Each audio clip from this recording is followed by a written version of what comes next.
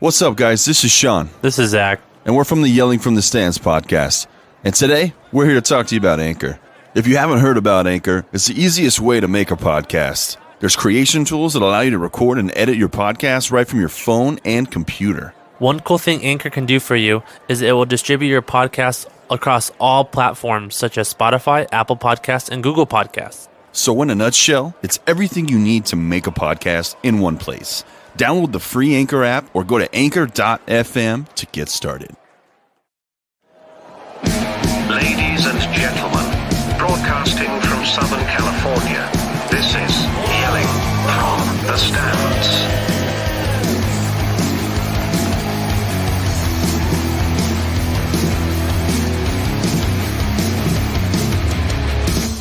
What's up, guys? Welcome to Yelling from the Stands. This is Sean. This is Zach. Via Zoom. Welcome to episode number 9. So, if you've been watching the news recently at all, you kind of know that there's some crazy shit going on. This is our first remote podcast. Basically had to do it because of the curfews. Highland, where I'm at, is in a curfew. Fontana's in a curfew.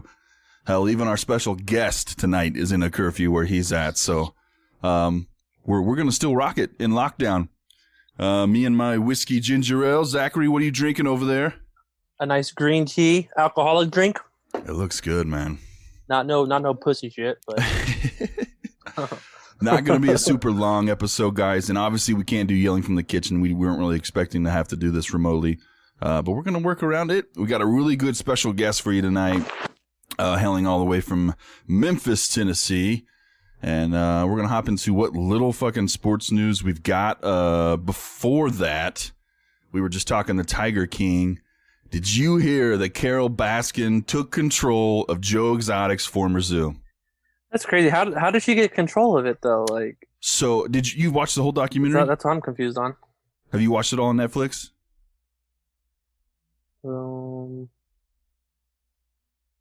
We got interruption. Are you still with me? Yeah, I see now. Okay. Did you watch the whole documentary on Netflix? Like the first episode. Okay. So what happened is he tried to use her logo at one point to steal her. Oh. So she sued him, and he just kept going at it, wouldn't give up. She eventually won. So she won him like $1 million from him, and he doesn't have that shit, dude. Oh, so that's why he lost a lot of his money, right? Well, all of his money going was to court? gone. Anything liquidated was hers, and then everything else he had to put up, like what he owned, the buses, the traveling, everything went into like an itemized list that she took control of to get her money's worth. And the zoo was on there, even though he had changed name to Jeff Lowe and all these other people. They were able to kind of force that in court. And finally, he got control of it. So she now owns the land and pretty much the zoo itself, not the animals. And she owns all the cages and stuff, I read. Damn. So whoever owns it, they got to find another place, right? So it's Jeff Lowe, Mr. Bandana Flatbill dude. Doesn't know his age. He's the one that owned it. Let me read what it says here. Carole Baskin will soon take control of the zoo, formerly operated by Joseph Maldonado Passage. That was Joe Exotic's newest boyfriend. He switched over to his name to kind of keep it from him losing it, which didn't work in the end. The GW Exotic Animal Park in Wynwood, Oklahoma. I know it as Wynwood. Everybody called it Wynnywood on the documentary, which is strange. I've never called it Wynnywood. Doesn't that piss you off when people pronounce something wrong? Like, dude, you're saying it wrong. Yeah, well, they live there, so I was like, maybe that's what it's called. But fuck, I was from Oklahoma born and raised. So, but it has been under control of Jeff Lowe in the recent years, but is now being handed over to Baskin, the very woman whom Joe was convicted of plotting to kill. Baskin and her Big Cat Rescue Corporation have been granted control of the Oklahoma Zoo property by a judge who found that the property was fraudulently transferred to Maldonado Passage mother years ago, Fox 25 reported. So, yeah, he's lost it. So now Joe Exotic's in prison for the rest of his life at this point. They're still waiting on a pardon or whatever they're working on. I thought, wasn't Trump trying to get him out of jail? He said he'd look at it, but I mean, with the current state of affairs, I think Trump's got a lot on his plate right now. So I think he's got bigger fish to fry. But no, man, this is a story that hits the home. First off, I love the freaking documentary. It's amazing. Second off, it's from my home state, man. And I'm interested to see what she does with it. Do you think she'll actually take control of it, or is she just going to sell it? Problem. No, she'll probably try to take control of it. I think. I know that Jeff Lowe said, well, it's good for her because now she's finally got some actual cages to put her animals in if she needs them. Because they always joked around and said that her zoo was inadequate and all that kind of stuff. It was like this open land, pretty much. I don't know, man. I don't know what's all. I mean, hers is. I just saw the cages in the Netflix documentary. And it was very small. Like even they kind of commented, it was like it's not a really great place to keep fucking wild animals. It just didn't seem up to par. So I don't know, man. It's crazy. You got to watch I didn't know you hadn't seen it all, man. Yeah, we're gonna have to set that up because I've seriously watched that documentary probably 5 times every episode. Damn, dude. When it first came out, there was the start of quarantine, so we didn't know what was. Everyone was watching it. I watched it one night, threw it on, got through all 7 episodes one night, and then the next day I watched it again with Britt. And then after that, I was like, dude, I just want to watch it again. I just want to watch it again and see. And I just kept. I was listening to a podcast, and they were talking about that if this came out when it wasn't quarantine, it wouldn't be as popular. It wouldn't. It would take a while to catch on. Most stuff like that, I think it would still be a cult classic kind of hit, but it would take a lot longer. But it'd be like one of those things on Netflix where it's under the radar. It'd take you forever to find it. Like you're just searching the documentary, like, oh, this sounds good, and then you watch it, and then it blows up. Yep, it was a perfect storm, man. They got lucky, and it's ironic because that's all he ever wanted was to be famous, and now he's famous, and he can't fucking enjoy almost any of it. What do you think about Carole Baskin though? Like, I know you haven't seen it all, but not too much. But she just sounds like a bitch. To be honest. And plus, I heard about I think she killed her husband supposedly, right? We don't know, but I'm pretty sure she killed her husband. But because it came back out, because people were talking about when watching the documentary that she was super specific on, if you put this type of thing on a shoe, it attracts the tigers. The sardine oil. She was like, if you want them to get, you put the sardine oil, not perfume. She knew too much about it. She inherited the zoo from her rich husband that died. So that was his zoo? It was all his money. She didn't have any money when they met. She always had a love for cats. He had a zoo. They got married. She kind of turned it into more of a sanctuary after because it was a zoo to him. He loved exotic animals, was going to move to Costa Rica. And if he would have moved, she would have lost her assets because they would have got divorced and she wouldn't have been able to keep the zoo. So somehow he disappeared. And then she was able to, and it's coming out just like the last couple of days that his signature on the will was forged. Oh, damn. That left it to her. It was supposed to go to his secretary originally and he had a restraining order against his wife at the time. He knew that she was fucking crazy, man. So, because wasn't he talking to his ex-wife saying, you got to help me? Like, she's up to something? Yeah. He was talking to them. He had a restraining order. He had given it to his assistant or, whatever she was. It was very well known that, hey, something is not right here. This chick is, she's probably going to kill me. And I guess she had threatened him to do so. Something fishy. Get it? Because sardine oil? Fishy. Bump. Yeah. But no, man. I think it's fucked up, and I think she's definitely on it. And, I hope she doesn't. Surely she would move her shit to Oklahoma. I think they opened up the case again. I think that's what I heard. They did. The sheriff said there was such a response from the documentary that they wanted to kind of get some closure because obviously there's something fucky going on, man. If I can quote the Trailer Park Boys. But Bubbles. All right, let's jump ahead to number 2. Let's try out this share screen, guys. This is our first ever remote, so there might be some something fucky up with this. So yeah, I noticed on the top of the Zoom thing it says 40 minutes. So does it? Yeah, I'm not paying for Zoom, so we might have to do a little cut. All right, let me share my screen. Let me know if you can see this good. Yeah, I can see it. Okay, this is Dave Portnoy. Sorry, Portnoy. Get it right, dude. Yeah, I know he'll fucking call me out. Barstool Sports founder Dave Portnoy announcing the NFL will not honor his winning bid for a sit-down meeting with Roger Goodell, claiming Portnoy failed a background check. And that's bullshit, dude. All right, emergency press conference. See what he's had to say. This is fucking coming. Can you hear? I can't hear it. No, I can't hear it. On the Riviera. I think I did this last time when we were playing games on here. I forgot to click the audio. I'm pretty good at that. I wish you could see my screen. There's so much shit going on. I probably shouldn't be drinking at all. Now you should be able to hear it. Sunshine. Yeah, I hear it. Tan on, having a good time. NFL auction experience background check.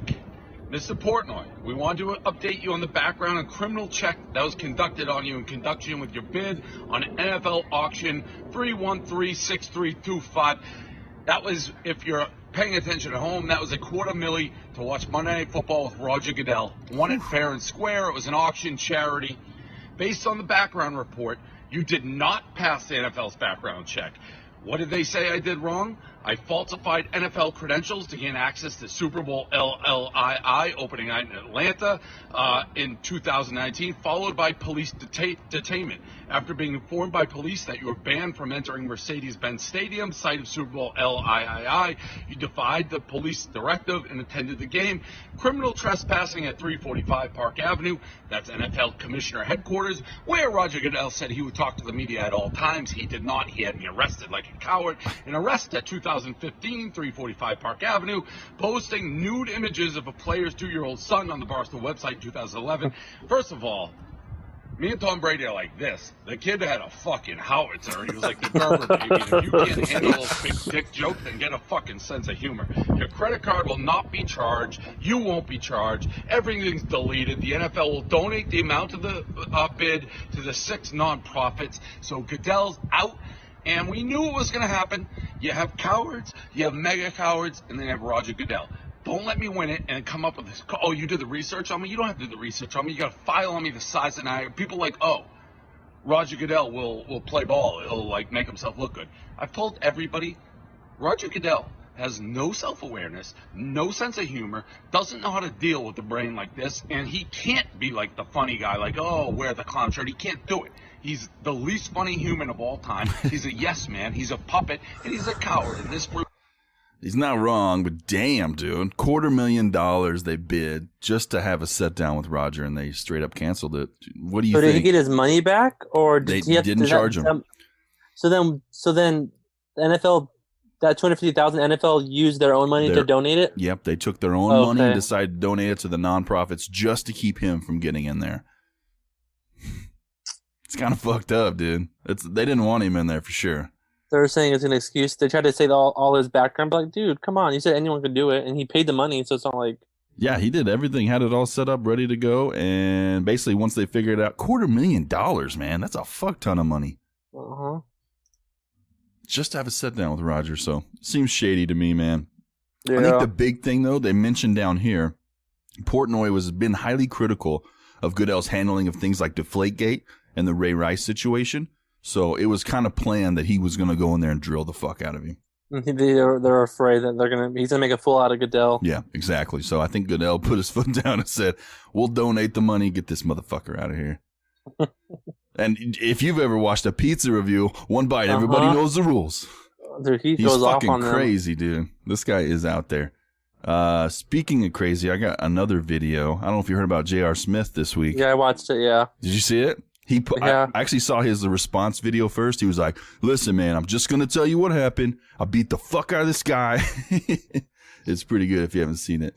Let me set up this thing again, and I'll show you this. We'll watch J.R. Smith. So NBA star J.R. Smith beat the living daylights out of a man who allegedly smashed his car window during the wild protests in L.A. You can see the 6'6", 225-pounder unleash a barrage of violent kicks on the man, landing several times on the head. When he finally stood up on his feet, Smith delivered a final punishing overhand right to the guy's dome. So, let's take a look. Don't record it, please. Just respect his privacy, please. Come on. Respect his privacy. Oh, got him right in the fucking face. You good.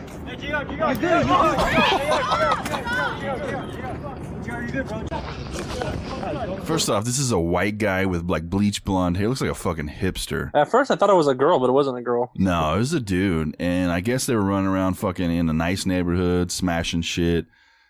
You know, just piggybacking off these protests. And that's where a lot of this violence and stuff has come from, is these either... A lot of them are little spoiled rich white kids or think they're just getting away with shit. A lot of them are like the far right, far left, you know, across the board. A lot of it, the people that are protesting aren't really doing this kind of crap. So I love seeing this. I love watching JR beat the shit out of somebody. If somebody walked up to my fucking driveway, and so I drive a Hyundai, man, it ain't nothing special. But if you touch that Hyundai, I will kick your ass. Yeah, because he said like, where he lives at, it was no near where like the looting was happening. So like, why the hell was he there? Had nothing to do with it, man. Not a thing. I don't get it. These people just, And we know because you saw the video I sent you the other night. Sunday night was a rough night for as far as the looting and rioting. It was within 5 minutes of my house. I was up till 2 in the morning. Yeah, like San Bernardino, like a lot of shit burned down in San Bernardino. Yeah. I might show you towards the end of the episode. Did I show you the video I got from Snapchat? I saw on Snapchat. I saw, Okay. people looting everything. Dude, it's nuts. And that's on like fire. the ghetto. That's the ghetto in San Bernardino. Yeah. Like that area. Yeah, it started in the ghetto and started working its way up. And thank God for Snapchat. I was just doing the map feature and just following the hot spots. And I'm just noticing that the hot spots get closer and closer to my house and watching them as they're falling up the road. I'm like, no, what the fuck? It was funny because people were like, man, San Bernardino's already as ghetto as it is. Go somewhere else. Yeah, dude, they burned that shit down. All right. This is probably the biggest piece of actual sporting news we've got this week. So the NBA they're actually going to be voting on it to approve a plan for a 22-team return with 8 regular season games. I was trying to figure out how to break it down. I'm just going to let the guy talk, and we can hear how he does it from here. So I'm kind of confused on how many teams make it because I think 22 teams make it, right? It's going to be 22 teams. They're going to play 8 seasons. So everyone in the league plays 8 games? Everybody will play 8 games. And what they did, and that's why I brought in the guests this week, because the Grizzlies are kind of in a big part of it.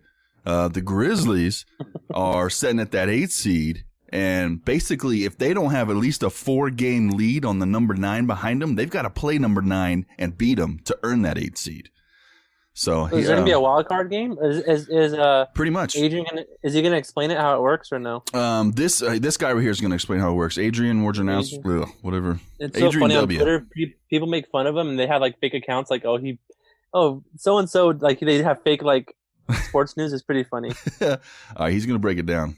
There is a vote set for tomorrow afternoon where the league's board of governors will approve a 22-team return to play in Orlando beginning on July 31st. 13 teams from the Western Conference, 9 from the East, and a potential play-in tournament that would include the 8 and 9 seeds. Sean, pause it real quick. Conference. So, I'm assuming the Wizards are the only team in contention on the East Coast for the 8th seed, or no? I'm not really sure. Eastern Conference wise, looks like it, I guess. Yeah, they're the only ones. And then on the West Conference, those 5 teams? Yeah, I mean have to fight for that last some spot. of those are going to be like best case scenarios if the Trailblazers go. Trailblazers are number 9 right now. I think they're 3 games behind if I remember right. Here, let me open up I'm gonna open because I was looking at that yesterday when I was reading through this.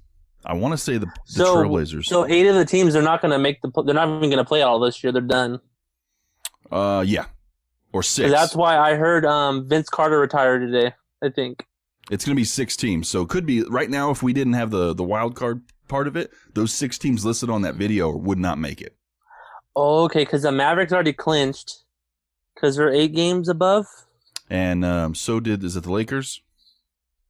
Yeah, Lakers are first though. But yeah, because Mavericks are 7. You have Grizzlies, Blazers, Pelicans, Kings, and Spurs and Suns are all fighting for that 8th spot.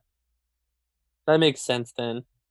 And then in the West, just the Magic and the Wizards are fighting for that 8th spot. So that's why. Okay, makes sense then. It's going to be interesting. Team, man. I'm told, is going to play 8 regular season games in Orlando, and then if there is a 9th seed within 4 games of the 8th seed, they'll play essentially a single elimination tournament for the 9th seed, a double elimination tournament for the 8th seed to give them more an advantage to hold on to that lead. So again, Woj, on top of that's kind of not fair. I mean, it's really hard to pick one that would be fair. I like how it's set up though, because you're giving the people that are just a step away a chance to get in. But if you're number 8, you're not liking it. Your butthole is puckered. It's a good idea to get basketball back, but they should have done NCAA Sweet 16, just top 16 make it. I mean, that would have been badass, but you watch the Lakers lose round 1, you're going to have more LA riots. I'm excited for it as a Thunder fan because that's my team. I don't really care about the Grizzlies, but we're going to talk about it with we're going to try to bring in our special guest here. Now, let me get this straight because I have so much going on my screen. All right, so we're going to help us talk about this stuff. All right, we're going to unmute. All right, here he is. Hello. Hey, is that Brendan? Yes. This Hey, is I. welcome. Guys, this is Brendan from Low Key Sports. If you haven't checked him out, check him on Instagram. It's at Low Key Sports, right? Or is that Low-key _ sports. Nice, man. Straight out of Memphis. This is a Grizzlies fan in the midst. How you doing, bud? I'm doing great. Doing good for a kid on a, what's today, Thursday? Doing great for a kid on a Thursday afternoon. Now, to get started, we're not going to go straight to the Grizzlies stuff. I want to talk to you a little bit about you. So tell me a little bit about yourself. Tell me a little bit about Low Key Sports. You know, what is it about? So basically, I've always had a love and true passion for everything in the sports world.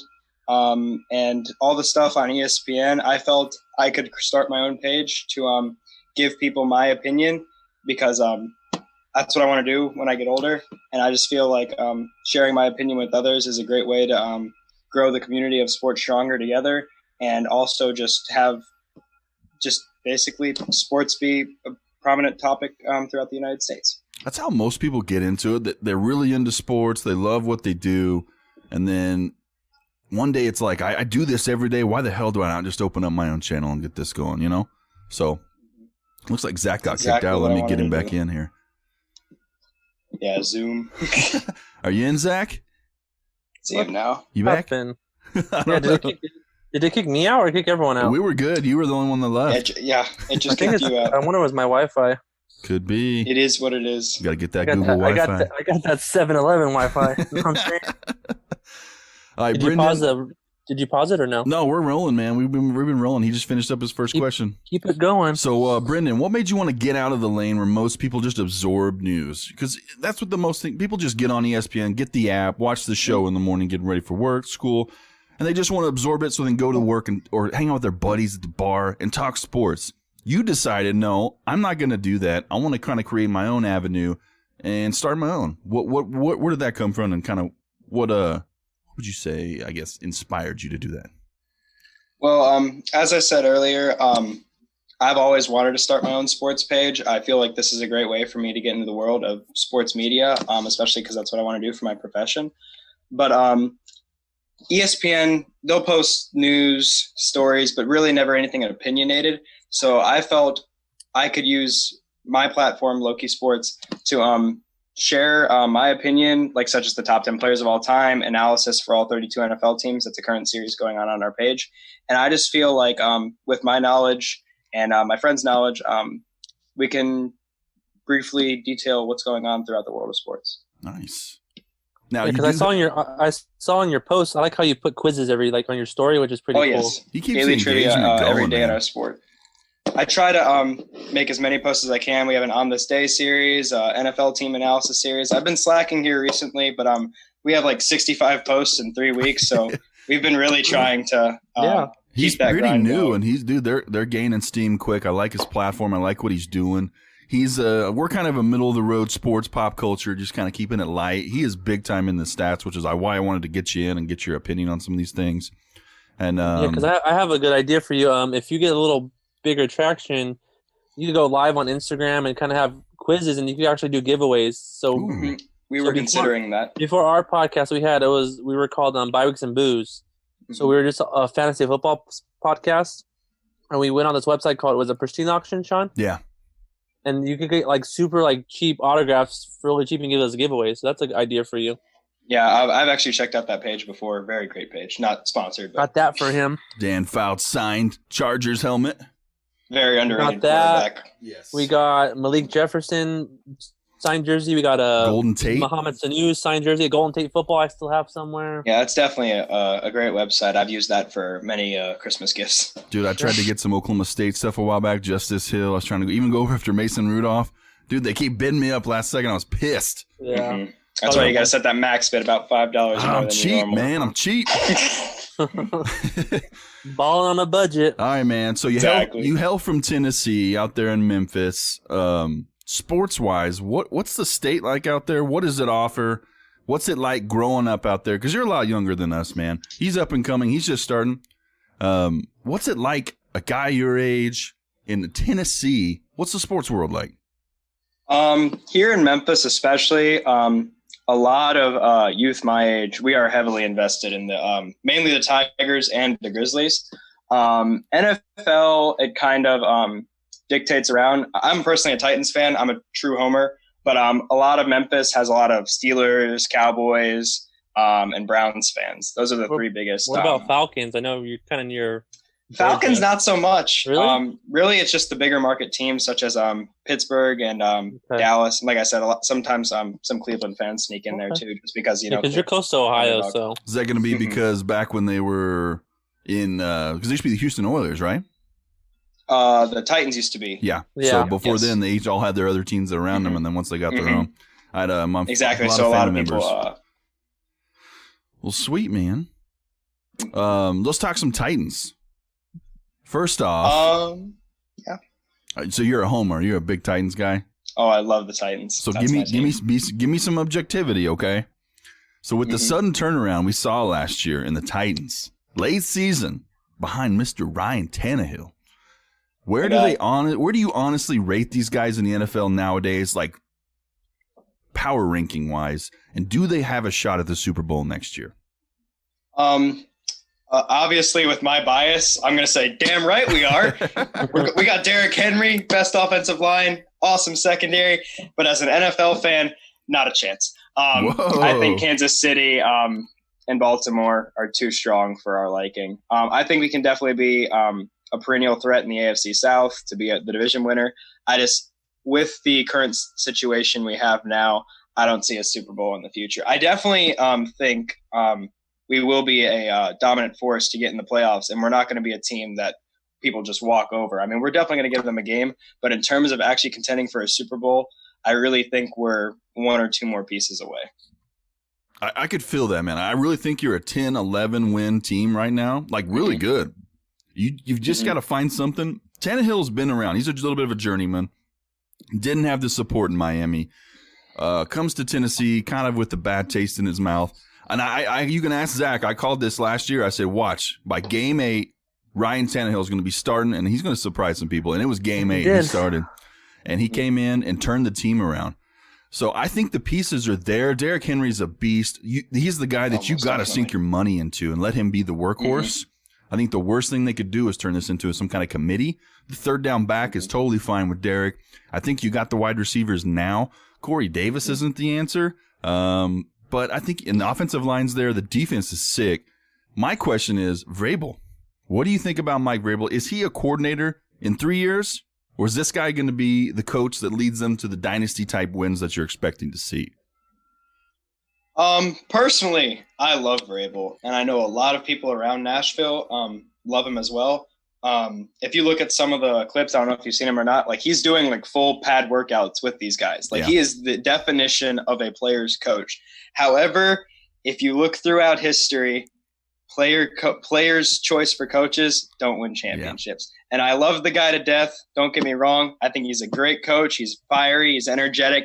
I just don't think he is our head coach to win a Super Bowl. I definitely could see him as an advisory role. How many seasons do you think he's got left in Tennessee?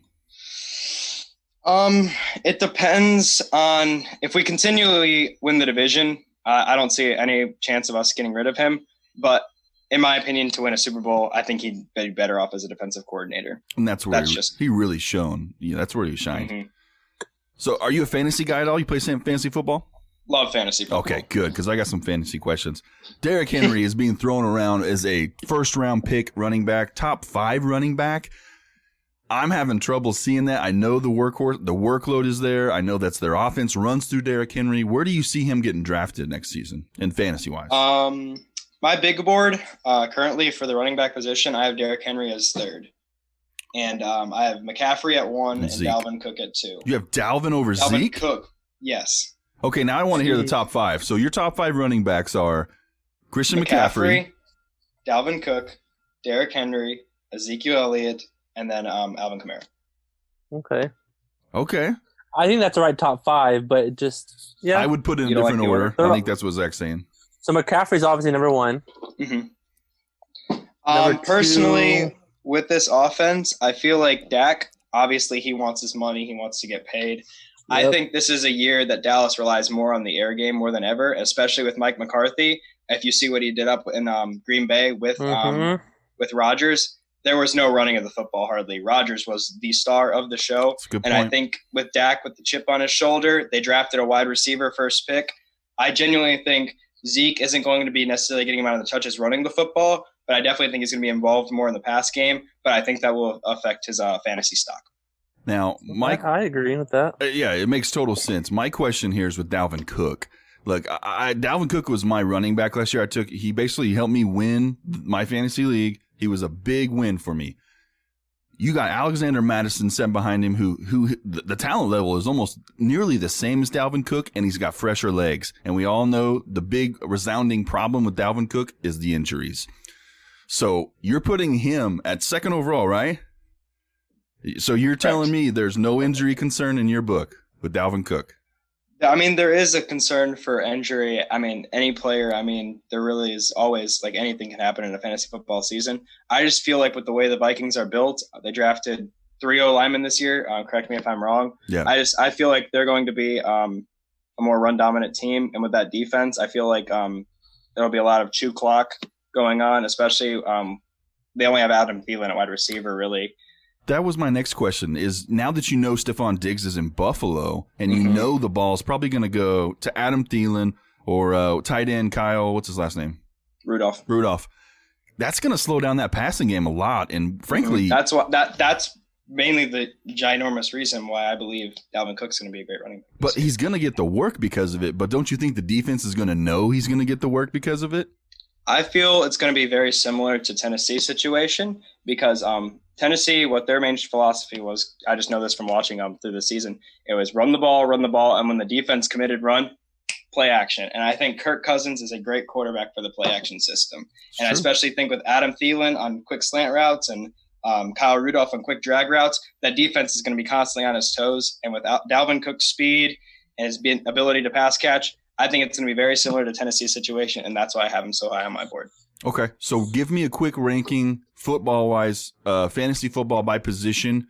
Where do you think Thielen's going to go? Where, like ranking-wise, in the wide receiver? Is he going to crack the second round? He's going to be the 10th overall, and then give me Kyle Rudolph as well. And we can wide do receivers. Draft. How they're going to? How do you think they'll fare in the draft? Depending on the size of the league, I think Thielen probably late third, early fourth, and Kyle Rudolph probably for tight ends, depending on how much you like tight ends. I personally like drafting mine later because I feel like you get some value later. 2 years ago, that's how I got George Kittle, and that paid off. Time. I'd see Kyle Rudolph maybe 7 or 8 round. He's probably going to get a lot more value than he had last year because he fell big time last year, and it was because they thought he was leaving. Last couple years, he was undrafted a lot of times. A lot of them. He was. I think on RFFL he would be picked was up free agency. I think Thielen, I don't think there's any way that somebody's going to let him go past the third round, especially in the leagues that we're kind of in. He's just too especially much of a with him workhorse. being, especially with like you said, being a workhorse. He's the main target of that offense for sure. Especially with Diggs gone now. Watch out for the Steelers though. They got both Vance McDonald and Eric Ebron, so. Yeah, that's going to lighten them up a lot, man. So Juju's especially I think Roethlisberger. Juju's gonna have a bigger year this year. Oh yeah, Big Almost Ben's definitely. back, man. That was his. They don't have a duck collar throwing the football now. So I traded Juju last year, and that paid off for me big time. See, I traded for Juju last year. That was I had to give him. It was week 2 in my defense. Okay. I already had Tyreek Hill. I had the speedster. I wanted that big bruiser guy, to get it. And right when I traded for him, Roethlisberger went down, and I was like, no. Who'd you trade? Who'd you give away? I can't exactly quite remember off the top of my head, Oh. but I remember the person that I did trade ended up being a killer. Yeah. Well, actually, I do remember. I had it was an 8-team league. I had Lamar Jackson and Aaron Rodgers. Lamar fell a little bit later because not everybody was expecting that, and the guy that I traded him for needed a quarterback. His quarterback was only like Andy Dalton or something like that, like put up points, but obviously you'd want Aaron Rodgers as an upgrade. Yeah. So you I knew Lamar was going to be. So you gave him Rodgers instead of Lamar. That's a great move. I felt after week 2 of that season, I could just tell the Ravens were destined for success. Yeah. And obviously it was a one quarterback league. I had no need for Lamar and Rodgers. So I kind of took a gamble, and it paid off in the Lamar aspect. The Juju aspect did not pay off. Yeah. Well, that's good. But that's the beauty of fantasy football. Yeah, it is, man. You just never know. I love it. I just get excited talking about it. I can't wait for it. Mm-hmm. Oh, I'm so ready for this season. So the one name I didn't hear when you did the top 5 running backs, Saquon. Where do you have Saquon going? Oh, my God. Wow. Isn't that sad? Saquon, I love him. I love Saquon. I think the Giants' offense is too predictable. His team's so bad. He'll get his due worth, and I think he and Kamara are right there, in terms of the 5th spot. Yeah. Interchangeable. Oh, that's the word I was looking for. And I know in a lot of drafts, Saquon's going to be the first running back or second running back taken with McCaffrey. I just think at the end of the year, when we're looking at total points, Saquon's going to be 5 or 6. With that offensive line, Daniel Jones, second year quarterback, I don't see that offense doing much this year.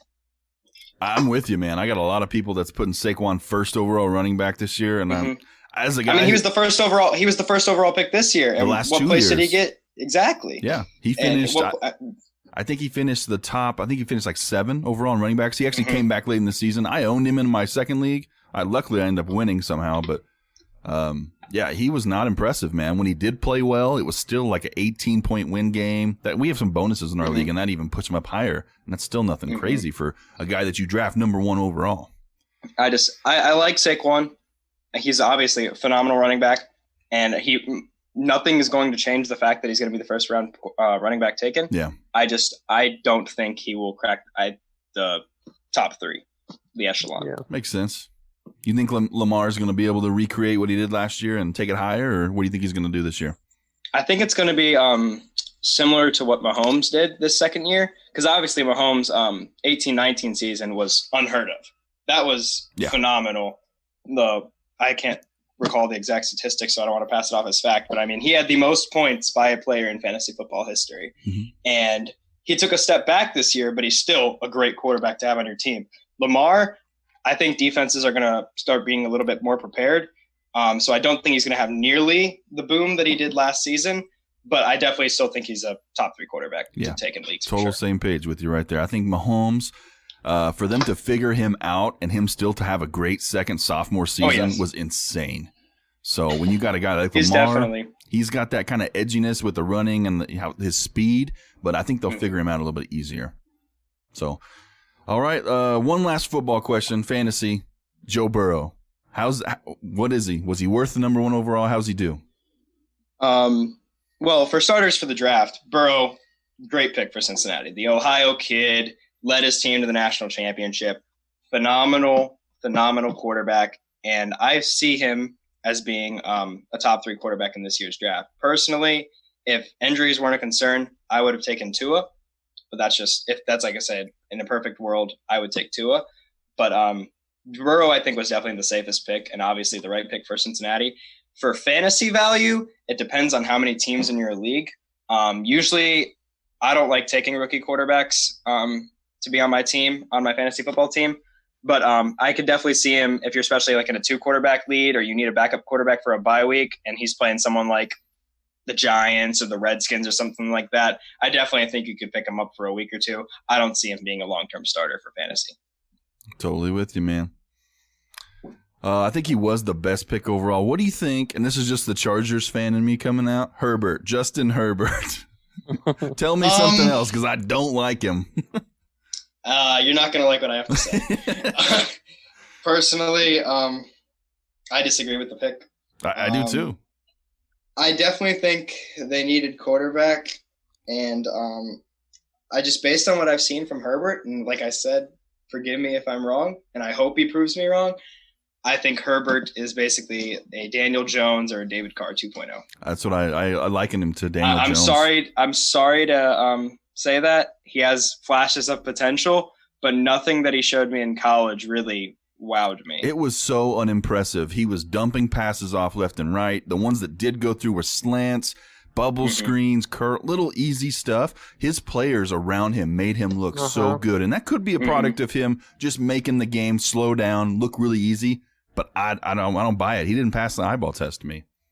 Yeah, like I agree with you 100%. And also kind of unrelated to football content, but there was a NFL commercial. I just thought this was funny about Herbert. They said, name one word to describe the feeling you were drafted. Everyone was like excited, grateful, blessed. Herbert said fired up, which was 2 words. So that's another reason for me. That's not a good start, man. That's another reason. I know that's nothing knock on football talent. I just thought that was funny about Herbert because of my dislike for him. Not like dislike as a person, but as a player. I just think he's a frame. He's a 6 foot. You know, he looks like the prototypical quarterback, so he's got to be good. And he looked good in the combine, but it doesn't matter. You don't play football that way, man. Game film, I was not impressed. No, like I said, I hope he proves me wrong. I have a soft spot for the Chargers because of their lack of fans. Yeah.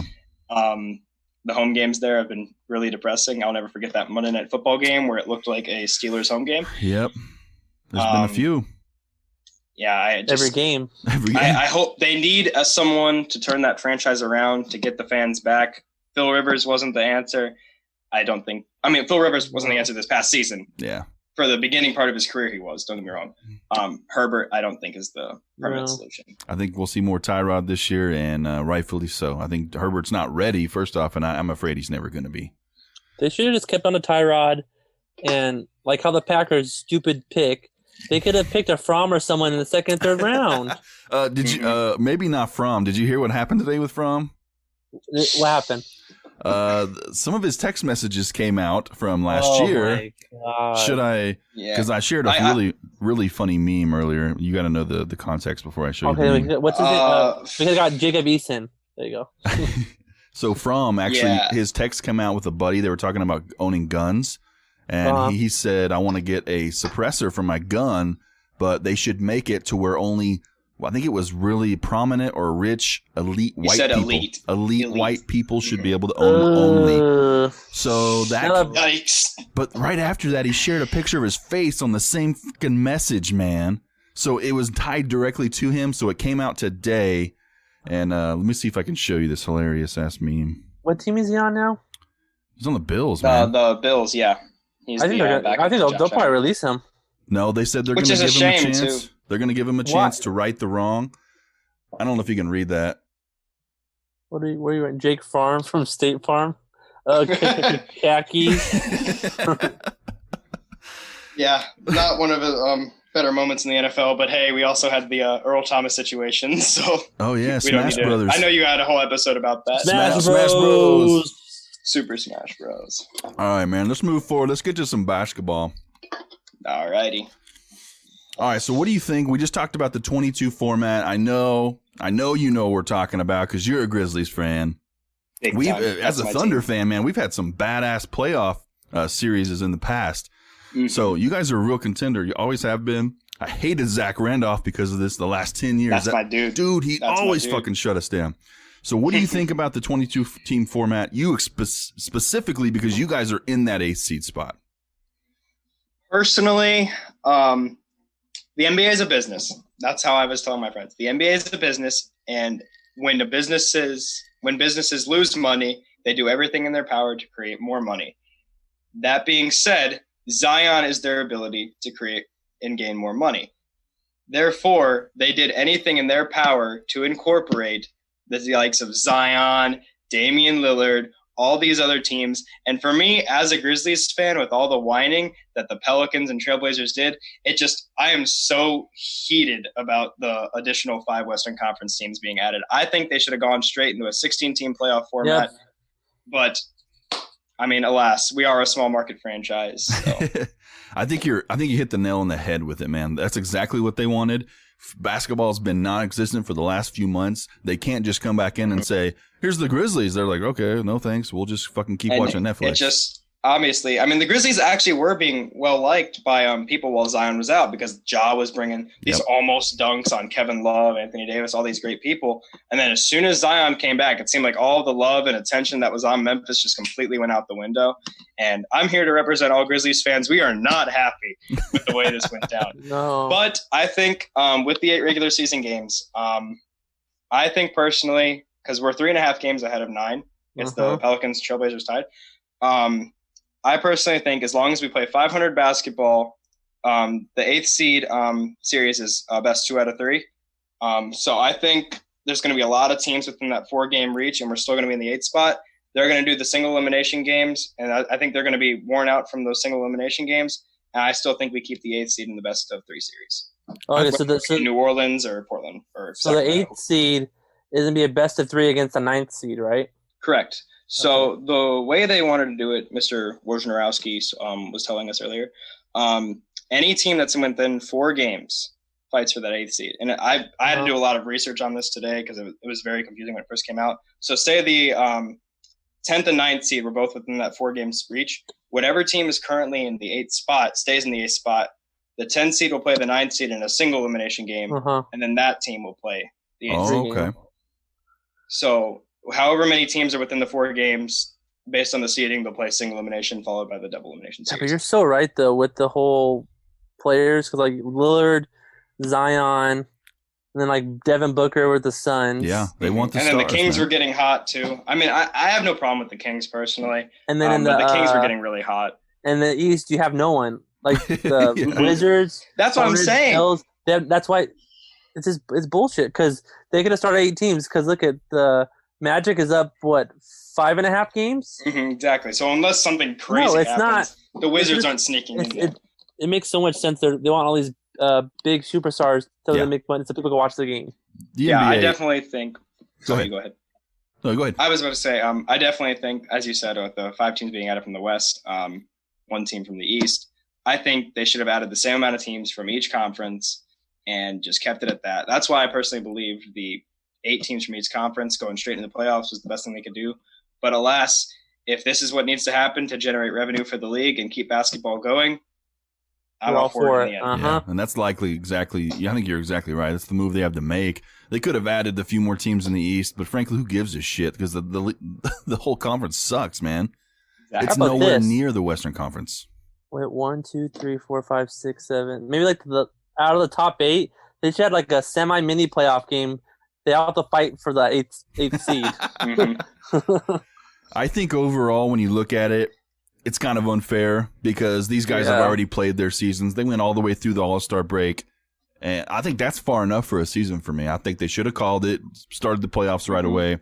Now we're going to kind of have this little bit of, but it's also going to give us that chance to kind of get rid of that basketball hangover because we haven't watched basketball in months. If we went straight into the playoffs, you're also going to see teams that aren't quite ready, aren't quite there. They haven't even been able to practice for that long. So I think this also gives them the chance to work off some of that rust and kind of get the momentum built back up. But I think a big part of it is exactly like you mentioned. It's that money, man, and that's where the money's being made right now. Yes, I think – I'm sorry. No, go ahead. I think Adam Silver did a phenomenal job in the handling of all of it. The NBA has definitely gotten their shit together compared to any other league. Major League Baseball completely crapping the bed right now. Terrible. They don't really know what's going on. I have big respect for Adam Silver. Despite my disagreement with the format, he did a great job in keeping the fans addressed, keeping them in the loop of what was going on. And I think that's why he's one of the best commissioners in all of sports. Well said. All right, man, let's move forward a little bit more. Actually, before you go for NBA, let's say that's all said and done. Who's going to take the title? And don't give me that Grizzlies. As much as I want to say the Grizzlies, first round exit. Personally, it's going to be one of the LA teams. The Lakers, I mean, the LeBron effect, as I like to call it.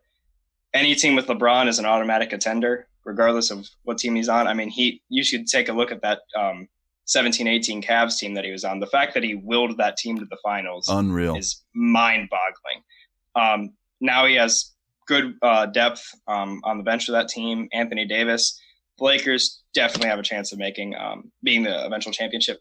I think it's going to be between them or the Clippers because the Clippers, they don't necessarily have, like the LeBron effect, but they have the reigning finals MVP in Kawhi. They have a nice wing piece in Paul George, and they have depth and great defense. So it's going to be a battle of LA. I would agree with you. I think it's going to come down to those guys, and I think that's the way they set it up. That's the way they wanted it. So whoever wins the Western Conference Finals will probably make it on. Pretty much, man. Pretty much going to take it all. All right, like you talked about earlier, the MLB and the NHL. So with the MLB and the NHL both finding ways to alter the season and kind of keep it alive, What do you like about the plans that are hearing about the MLB? And then obviously the NHL's pretty much got a playoff system set up. What do you like? What do you dislike about what they're doing? The NHL, I think they handled it beautifully. I think they because there was still a good bit of the season left for the NHL. I would have, like I said, with the NBA, I think they should have done like the normal playoff format. But I think with this, like you said, it gives teams, that chance to bounce back, like come into suit and stuff like that, back to their strengths, playing quality competition. So the NHL, like what they did, my Predators have a chance to be in the playoffs. Happy about that. The MLB, however, yikes. Yeah, I strongly disagree with how the players and the owners are not coming to an agreement. I personally don't think there's going to be a season this year. Really? Quite possible. Might be another lockout. I think it's going to be 1994 all over again. Oh. So if you had the way just to come in and set up a plan, how would you set it up just to get it done? All right. So if I had to get something done for baseball, I would do what they were originally talking about. The Players Association already denied it. I think there should be one pay cut for this season. Completely understandable given the circumstances. I believe they should have played an 81-game season and no interleague play. So every team play each other within their respective leagues. And then once the World Series happened, I think without them playing each other all year long, it would perfectly set in that true rivalry, because that's how baseball used to be. There was no such thing as interleague play. The World Series was the battle of the two best teams from either side, and you really got to see how those teams fared. So I would do 81-game season, no interleague play, normal playoff format, World Series. Be pretty cool. With one pay cut for the players. What do you think about that, Zach? Yeah, it makes perfect sense. My thing is that you play 81 games, and the whole issue is salary-wise, right? So the players get paid on how many games they play, and then the remaining money, just defer it. Whatever, either you get all paid next year, or you have 5 years left. We'll divide how much we owe you by 5, and you get paid that much extra each year. I heard you say that on an earlier podcast, and I agree with that 100%. Yeah. I don't think the pay cut should be completely taken away from the player's contract, because they're losing a contract year and not receiving that money. So I agree completely 100% with what you said. The money that they don't make this year be added to however many years are left in their contract. I agree with that 100%. Because I understand, too, like, you can't pay them their full contract because they're not playing 162 games. Obviously, you can't do that. You can't do that as an owner of a team. So how much time do we actually have before the MLB season actually is in danger of being lost? Probably by July, 4th of July, probably, because they want to start that first week. So we got a month to figure it out. Wow. Well, a half a month, because they got to do spring training again. They have to do a spring training 2.0. The All-Star break is usually around 4th of July every year, so I agree with that date 100%. If there is not a tentative place, I say July 1st personally. If there's not a tentative plan in place by July 1st, I would scrap the whole season and have this year not count as a contract year for the players. So if you had 3 years on your deal this year, you have 3 years on your deal next year as opposed to 2. I agree with that. You just push it back an extra year. Just act like this season would have never happened. Yeah, it never happened. That makes perfect sense too. I like that. Wow, I can't believe we're even talking about seasons not even happening when they've had MLB's almost arguably had the most favor of any other league. They've had more time. They've had the opportunities to shrink the stuff down. Well, they hadn't even started yet. They had all this time to try and plan, and they just cannot get it done. I'm shocked the NBA is happening. I was for sure the NBA was done. I'm in a fantasy NBA league, and I was for sure ready to give the money months ago when we stopped playing. So let's hope they can get it figured out. Now, speaking of baseball, Brendan, can I guess your team? You can go ahead and guess. I don't think you'll get it right. Since you're in Memphis, I'm thinking, are you either a Reds or a Cardinals fan? Cardinals are my parents' team. Okay. But that is not my team. I'm actually an Indians fan. Okay, that's my second team. So. The Reds, by location, not a fan. I've always, whenever I don't have a team near me, I like to pick the underdog. And it was either the Cubs or the Indians when I first started getting into baseball about 10 years ago. And Cleveland. I just And they both played each other 3 years ago. So in the World Series. Yeah, I was really, really, really sad that we had lost that World Series. But if anybody were to beat them, I'm happy it was the Cubs and not someone. I know that you couldn't play the Yankees, but like someone like the Yankees. Yeah. And my thought is, I think Tennessee, you guys deserve an MLB team. Like, well, we have the and here in Memphis, we have the AAA affiliate for the Cardinals. We have the Redbirds. And then you also have you have the Nashville Sound, which is AAA team. And then we also have the Chattanooga Lookouts too. They're AA. Yep. Yeah, one of my buddies. A lot of the show. Yeah, me too. Yeah, one of my buddies that I grew up with, he played for the Memphis Redbirds. Oh, really? Yeah, he played for the Cardinals for like 2 weeks. So he made the big leagues, but he couldn't stay up in MLB. It's very tough. Yeah. Baseball is one of the hardest sports to get to that professional level. Very difficult. All right, guys, let's jump forward. I got a few more questions left for you, Brendan. Let's talk sports cities, man. When I think sports cities, you think, not necessarily a big city. Honestly, I kind of usually exclude those. I want to know in your mind, what's the overall ultimate sports city? What does that kind of entail? And what criteria do you need to meet to be called the ultimate sports city? Okay, so obviously when you pose that question, there's a lot that goes through my mind. Obviously, you want to lean with the bigger city based on the fact that they have more teams. So in terms of big cities, I love Boston. I love their support for the Red Sox, Patriots, Bruins. I think they have a great fan base. They've always been loyal, thick and thin. However, they're not the best sports city, in my opinion. The best sports city, despite only having one professional franchise, is Green Bay, Wisconsin. I was going to say it's Green Bay. I've been fortunate enough to go to Packer games. My dad's a diehard Packer fan. Wow. I've been fortunate enough to attend Lambeau Field, and the atmosphere of that stadium is unmatched. I've had the privilege to visit a few NFL stadiums. The atmosphere of Lambeau Field is like up there with college level stadiums. Wow. Like college football and Lambeau Field are one and the same. And usually college football and NFL, it's not nearly as crazy. Packer fans are dedicated. They love it. That's kind of how I felt too. I know they talked about this on ESPN years ago about the sports city. I think Green Bay was always thrown around in there. The big thing with Green Bay is that the city owns the team. So yeah, that's the big port. That they keep that team afloat. So when you look at it and you go to those games, and first off, their stadium is unreal, especially since they added that. Was it the top deck or the suites or whatever they did recently? Man, like it's so sick. And the fact that the team is already, or the city is already behind the team financially, they're invested. So I could totally see them being like a college style atmosphere with the pageantry and just having that investment setting out there. So that's actually Zach's team too. Diehard Packers fan. And even that one season when Rodgers was hurt and they were and they're on the fringe of the playoffs with that collarbone, and we were fortunate enough to see the almighty quarterback himself, DeShone Kizer, in action. Even then, Packer fans were that was their team. They were fully invested in it. I mean, I've been fortunate enough to talk to some people around the stadium. Like in times like this when football's not going on, they do nothing.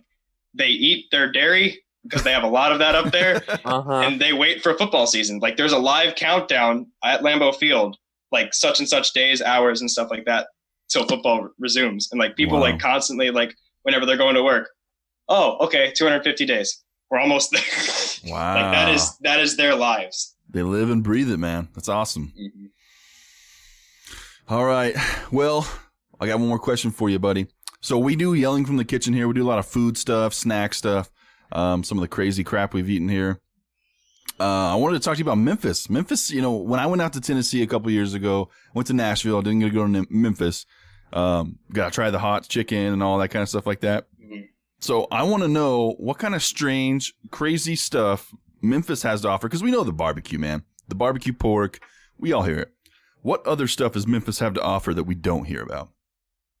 Well, first of all, barbecue, definitely Memphis. I know you're asking that. I just want to throw that out there. San Antonio, I like your brisket. Memphis barbecue is the best barbecue in the U.S. I just wanted to throw that out there. Just wanted to throw that out there because that's the Memphis in me. Yikes. A lot of New Orleans influence is actually throughout Memphis.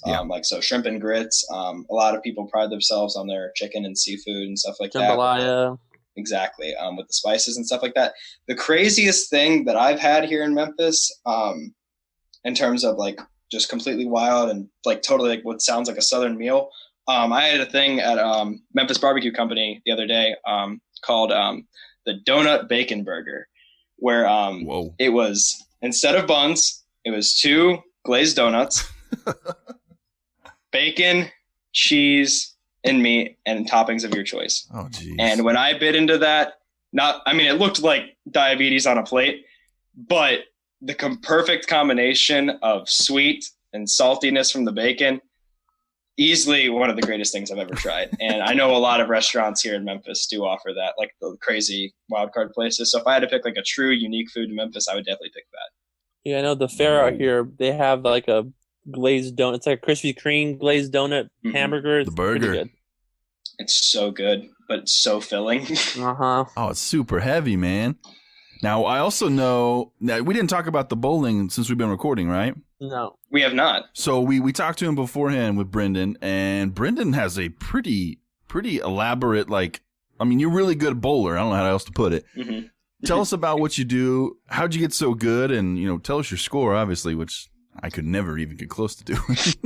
So I started bowling like for fun, with friends and whatnot. Obviously, I was getting to the age where I started to need to get a job because I'm a teenager. I like money and I like making my own money.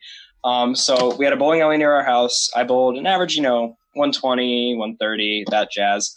And my dad got me a bowling ball for Christmas. So I was like, you know what? I'll join my school's bowling team. We have a bowling team. I averaged like 130, 140 freshman year. And then sophomore year, like 170, 180. And then this past summer, everything just kind of into place. One of the I found this revelation. Sometimes I get tongue twisted. Found this revelation, and I watched a lot of tape and everything, and all of a sudden, I was shot my first 300, and from that point on, fuck. I just completely exploded onto the bowling scene. I averaged a 212 this past season.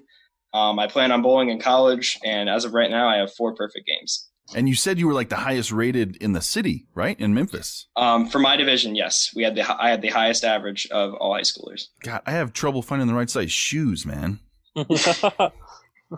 Dude, I the last time I went bowling, and this is probably no shock to you now that you saw me, is like I was so sore. I was so out of shape just from bowling because we don't go once every 5 years. When's the last time you went bowling, Zach? A couple months ago. What'd you bowl? Like 120. I think I did a 210 one time. That's the highest I've ever done, and that was like probably 15 years ago. Yeah, I get so bored. I just start curving the ball and everything. Like, whatever. Fucking around. some Big Lebowski stuff. Over the line, mark it 0. Now, Brendan, where do you want to go to college at? I've had a couple colleges I've been looking at. The main one, I'm kind of undecided. I've been looking at Thomas More University. It's just south of Cincinnati. Okay. Not trying to like shout out or commit now or anything like that, but they've I've talked to their coach. They have a great bowling team in place. It's fairly close to home compared to some of the other schools that I've been talking to. Probably a couple hours away, like 4 hours. Yeah, it's about 6 hours. That's not bad. Yeah, not bad considered. Some of the other schools are like on like the border of U.S. and Canada. So. Oh damn. Yeah. That's awesome. Yeah, if you get either a free education or hat, dude, go for it, dude.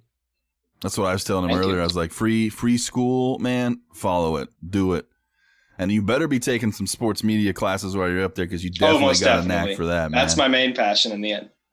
All right, man. Well, that's all the questions I got for you interview-wise. I think what we're going to do is we're going to watch this last video. I'm going to scrap the what the fuck news. We only had one anyways. We'll watch it. This is Mr. Theo Vaughn, and then we can put this baby to bed. Let me go ahead and share my screen again.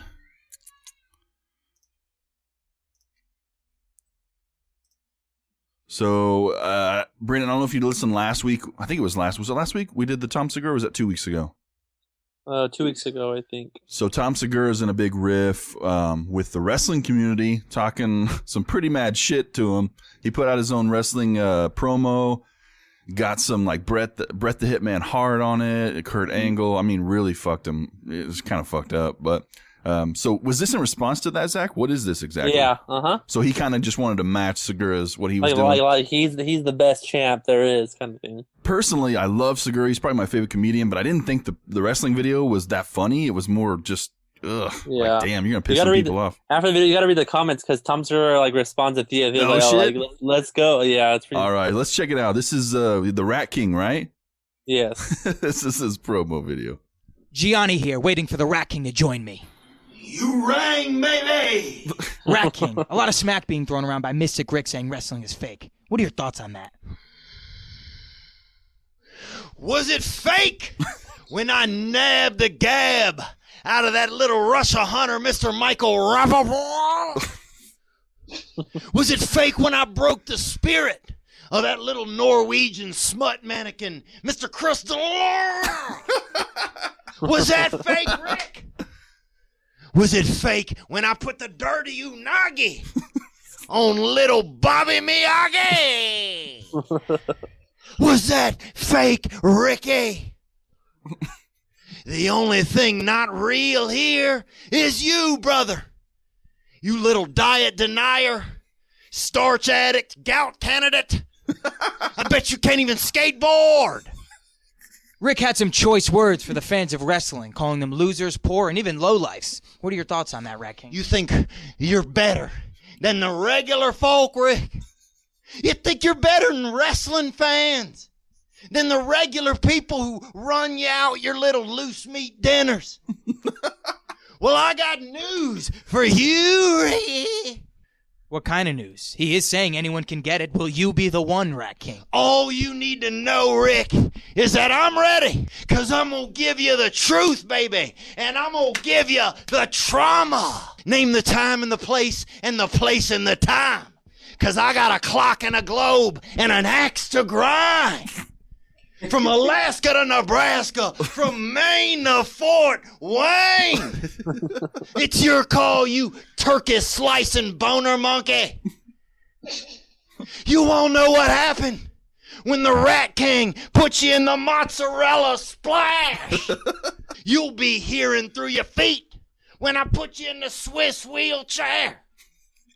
Pick your poison, you Walmart body cuck. Cause I'm the hitter with the glitter. I'm the hammer with the glamour. And I'm gonna show you how real feel. There you have it, folks. The Rat King. And say hello to that little side piece of yours too, Mistake. The female, not the foul. She knows who I am. He means business. Dude, that was funny. That was way better than Segura's. Way better. Where's the let's go to the comments. They should have like a legit on AEW. Him and Tom Segura should like fight. That'd be so funny. All Elite Wrestling. Where is I don't see Segura's comment. I see he tagged him in it. Yeah, well, Segura like posted like something and like. Maybe he didn't comment and just posted it. Dude, that was my favorite fucking line right there. Hit her with the glitter. I bet that was all improvised too. I guarantee it. That's how he does, man. He is a fucking genius when it comes to that shit. That might be the name of this episode, by the way. Wait, hit her with the glitter. Hit her with the glitter. I was gonna do something with the or the curfew, but I think that's better. Oh my god! All right. Well, do you have anything else for Brendan, Zach? Well, that's about it. He covered everything. Yeah, man. Dudes are watch. We're gonna watch him on PGA or the PBA. Whatever it is. Yes, the PBA. He's using the bowling as a springboard to get into the sports world, man. He's gonna be running ESPN. That's the main goal. He's gonna bowl with Mookie Betts. Watch. Yeah, that's on my bucket list. Yeah. Well, Brendan, thank you guys so much. Dude, we appreciate you hanging out, coming by, and spreading your knowledge with us. We like the bullshit. So thanks for bringing the real good stats and some good analytics our way. We appreciate it, man. And I know it's it's 8 here, almost 10 in Memphis, right? Mm-hmm. Yeah, it's almost 11, isn't it? Oh, it's 2 hours. I'm on Central. It's 2 hours. Okay, you're almost on the East Coast. Yeah, I was almost on the East Coast. Is Nashville 3 hours? No, it's 2. Nashville's 2, but Knoxville in East Tennessee is 3. Yeah. Oh, okay. So yeah, Tennessee is one of those weird states, but I was definitely happy to bring the youthful exuberance to your show. Yeah, man. Well, we got to abide by the curfew, guys. Everybody's inside. That's why we're doing the Zooms. We want to thank everybody for hanging out. Make sure you check out Brendan's Instagram. It is at lowkey sports, lowkey_sports, right? 2 underscores. 2 underscores. Lowkey _ sports on Instagram. Check us out on Instagram as well, guys. We're on Twitter, Facebook groups, all that good stuff. The podcast is going to be up probably within the hour or so, and wherever you listen to podcasts. So make sure you like and subscribe. Tell all your friends. That's how we're going to grow this thing and keep doing it. And we eventually want to start doing the live video, all that good stuff like that. I think the Zoom went actually pretty decent. I was expecting it to go a lot worse than this. This actually isn't bad at all. We just had one little hiccup, but we're pretty good. All right, guys. Well, you got anything to add, Zach? No, that's about it. Stay safe. Yeah, everybody stay inside. Brendan, appreciate it. No problem. We'll have you back on for sure, man. We'll be having you back. Thank you. I'd love to. When football starts, maybe for the draft, we'll have him on for the draft. Yeah, I'm gonna when it gets like football season, you're gonna see us kind of turn, and especially if baseball gets going with Zach, he's a big baseball guy. Oh, yeah. We're gonna get a lot more sports. We're doing a lot of the other stuff just to kind of fill the time and have fun with it. But that's what we wanted to do with Yelling from the Stands, is keep it real light and just do what we like to do and have fun with each other. You know, kicking it with the boys. Doubt. So, all right, guys, from Memphis to Fontana to Highland, we're gonna call it a night. Thanks for listening to Yelling from the Stands. This is Sean. This is Zach. And our special guest, Brendan, Memphis, Tennessee. Hey, send them home, Brendan. It's all you. Y'all have a great day. Stay safe.